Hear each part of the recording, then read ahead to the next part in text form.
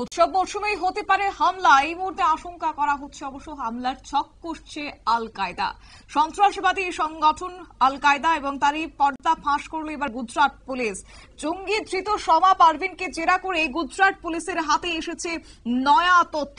জানবো বিস্তারিত, আমাদের সঙ্গে যুক্ত হয়ে গেছে প্রতিনিধি শেখ মনিরুল। মনিরুল, কি জানতে পারছো? তবে কি এই আল কায়দার নিশানায় রয়েছে এবার মোদি রাজ্য, কি বলবে?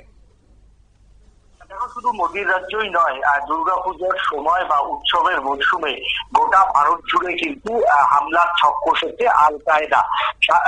এবং আল কায়দার যে মডিউল, সেই মডিউলের মূল হোতাকে গ্রেফতার করেছে Gujarat anti terrorism squad. Bengaluru থেকে গ্রেফতার করা হয়েছে 30 বছরের শামা পারভিনকে। গোয়েন্দাদের দাবি, তিনি ছিলেন জঙ্গি সংগঠন al Qaeda in the Indian সাব কন্টিনেন্টারের এই মডিউলের প্রধান সংগঠক এবং মূল সমন্বয়কারী ভারতের।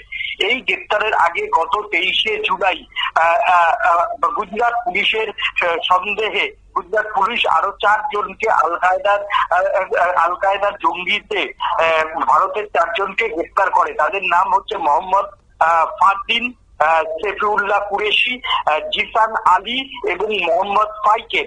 গুজরাট, দিল্লি এবং নয়ডা থেকে একযোগে অভিযান চালিয়ে এই 4 আল কায়দার জঙ্গিকে ভারত থেকে গ্রেফতার করে গুজরাট পুলিশ। তাদের সবারই প্রত্যেকেরই বয়স 20 থেকে 25। এইদের কি জেরা করে আল কায়দার যে মূল ভারতের প্রধান, তাকে অবশেষে বেঙ্গালুরু অর্থাৎ কর্ণাটক রাজ্য থেকে কিন্তু গ্রেফতার করলো গুজরাট পুলিশ। এবং তাকে প্রাথমিকভাবে জেরা করে উৎসবের মরশুমে শুধুমাত্র গুজরাট নয়, গুজরাট, দিল্লি, মহারাষ্ট্র, পশ্চিমবঙ্গ সহ অর্থাৎ উৎসবের মরশুমে ঘিঞ্জি এলাকাতে একসঙ্গে 13 জায়গায় বিস্ফোরণ কি 14 জায়গায় বিস্ফোরণের নাশকতার যে ছক, সেই ছক কিন্তু তারা তৈরি করে ফেলেছিল এবং সমস্ত জায়গায় কি করে তার ব্লুপ্রিন্ট কিন্তু বা চিত্রনাট্য কিন্তু তৈরি করা হয়েছিল। কিন্তু গুজরাট পুলিশের, মার্জনা করবেন, গুজরাট পুলিশের সক্রিয়তায় আপাতত উৎসবের মরশুমে বড় যে ছক, আল কায়দার যে ছক, সেই ছক ভেস্তে দিল তোমার হচ্ছে গুজরাট পুলিশ। তবে আরো তথ্য জানার অপেক্ষায় রয়েছে গুজরাট পুলিশ। আল কায়দার মূল হোতাকে জেরা করে আরো 13 থেকে 14 জায়গায় একযোগে তল্লাশি চালানোর সিদ্ধান্ত নিয়েছে বা সেই তল্লাশি হয়তো এতক্ষণে চলছে।